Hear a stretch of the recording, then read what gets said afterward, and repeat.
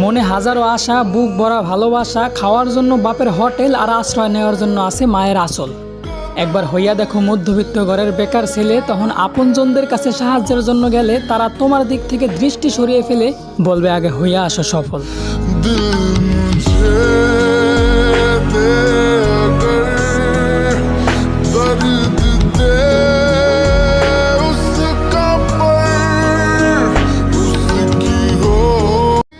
মনে হাজারো আশা, বুক ভরা ভালোবাসা, খাওয়ার জন্য বাপের হোটেল আর আশ্রয় নেওয়ার জন্য আছে মায়ের আঁচল।